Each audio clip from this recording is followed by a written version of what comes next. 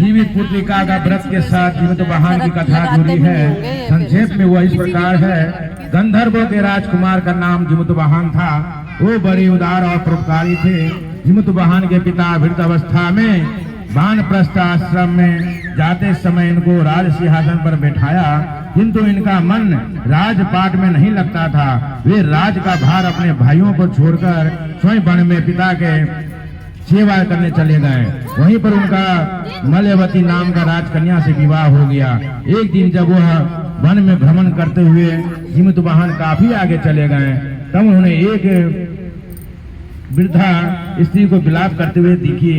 इनसे पूछने पर वृद्धा स्त्री ने रोते हुए बताया, मैं नागवंश की स्त्री हूँ और मुझे एक ही पुत्र है। पक्षीराज गरुड़ के समक्ष नागों ने उन्हें प्रतिदिन भक्षण हेतु एक नाग सौंपने की प्रतिज्ञा की हुई है। आज मेरे पुत्र शंखचूड़ की बलि का दिन है। जीवित वाहन ने वृद्ध स्त्री की आश्वस्त कहते कहा, डरो मत, मैं तुम्हारे पुत्र के प्राणों की रक्षा स्वयं करूंगा। आज उसके बजाय मैं स्वयं अपने आप को उसके लाल कपड़े में ढककर बंद कर शिला पर लेटूंगा। इतना कहकर जीवित वाहन ने शंखचूड़ के हाथ से लाल कपड़ा ले लिया और उसे लपेटकर गरुड़ की बलि देने के लिए चुनी हुई बद्ध शिला पर लेट गए।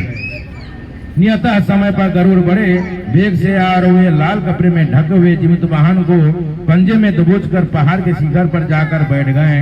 अपने चंगुल में गिरफ्तार पानी की आंखों में आंसू और मुंह से आह निकलता ना देखकर गरुड़ जी बड़े आश्चर्य में पड़ गए। उन्होंने जीवित वाहन से उनका परिचय पूछा। जीवित वाहन ने सारा किस्सा कह सुनाया। गरुड़ जी उनकी बहादुरी और दूसरे की प्राण रक्षा करने में स्वयं का बलिदान देने की हिम्मत से बहुत प्रभावित हुए। प्रसन्न होकर गरुड़ जी ने उनको जीवन दान दे दिया तथा नावों की बलि न लेने का वरदान भी ले लिया। इस प्रकार जीवित वाहन के अदम्य साहस से नाग जाति की रक्षा हुई और तब से पुत्र की सुरक्षा हेतु जीवित वाहन की पूजा की प्रथा शुरू हो गई। जीवित वाहन ने वृद्धा को आसक्त धार्मिक कथाओं के मुताबिक बताया जाता है कि एक विशाल पाकड़ के पेड़ पर एक चील रहती थी। उसी पेड़ के नीचे एक सियानी भी रहती थी। दोनों पक्की सहेलियां थी। दोनों ने कुछ महिलाओं को देखकर जितिया व्रत करने का संकल्प लिया और भगवान जी जीवित वाहन जी की पूजा और व्रत करने का प्रण ले लिया। लेकिन जिस दिन दोनों को व्रत रखना था, उसी दिन शहर के एक बड़े व्यापारी की मृत्यु हो गई और उसके दाह संस्कार में सियानी को भूख लगने लगी थी। मुर्दा देखकर वह खुद को रोक ना सकी और उसका व्रत टूट गया। पर चील ने संयम रखा और नियम और श्रद्धा से अगले दिन व्रत का पारण किया। अगले जन्म में दोनों सहेलियां ने ब्राह्मण परिवार में पुत्री के रूप में जन्म लिया। उनके पिता का नाम भास्कर था। चील बड़ी बहन बनी और सियानी छोटी बहन के रूप में जन्म ली। चील का नाम शीलवती रखा गया। शीलवती की शादी बुद्धसेन के साथ हुई, जबकि सियानी का नाम कपूरावती रखा गया और उसकी शादी उसी नगर के राजकुमार मालकेतु से हुआ। भगवान जीवित वाहन के आशीर्वाद से शीलवती के 7 बेटे थे, पर कपूरावती के सभी बच्चे जन्म लेते ही मर जाते थे। कुछ समय बाद शीलवती के 7 पुत्र बड़े हो गए और सभी राजा के दरबार में काम करने लगे।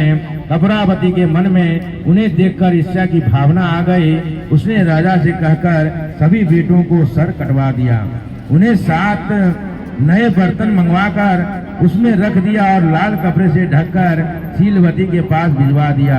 यह देखकर भगवान जीवित वाहन ने मिट्टी से 7 भाइयों के सिर बनवाए और सभी के सिरों को उसके धड़ से जोड़कर उन पर अमृत छिड़क दिया। इससे उनके जन्म आ गई, जान आ गई।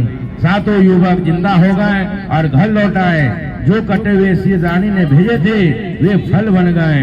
दूसरी और रानी कपूरावती बुद्धसेन के घर से सूचना पाने के व्याकुल थी। जब काफी देर सूचना नहीं आए तो कपूरावती स्वयं बड़ी बहन के घर गई।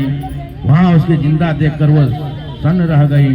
जब उसे होश आया तो बहन को उसने सारी बात बताई। अब उसे अपनी गलती पर पछतावा हो रहा था। भगवान जीवित वाहन की कृपा से शीलवती को पूर्व जन्म की बातें याद आ गई।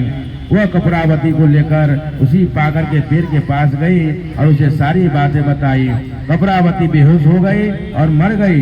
जब राजा को इसकी बात खबर मिली तो उन्होंने उसी जगह पर जाकर पाकर के पेड़ के नीचे कपूरावती का दाह संस्कार कर दिया। आश्विन कृष्ण अष्टमी के प्रदोष काल में पुत्रवती महिलाएं जीवित वाहन की पूजा करती है। कैलाश पर्वत पर भगवान शंकर माता पार्वती को कथा सुनाते हुए कहते हैं कि आश्विन कृष्ण अष्टमी के दिन उपवास रखकर जो स्त्री शाम काल प्रदोष काल में जीवित वाहन जी की पूजा करती है तथा कथा सुनती है, सुनने के बाद आचार्य जी को दक्षिणा देती है, वह पुत्र पौत्र का पुण्य सुख प्राप्त करती है। व्रत का पारण दूसरे दिन अष्टमी तिथि की समाप्ति के पश्चात किया जाता है। यह व्रत अपने नाम के अनुरूप फल देने वाला होता है। बोलिए विष्णु भगवान की जय, जीवित वाहन देवता की जय।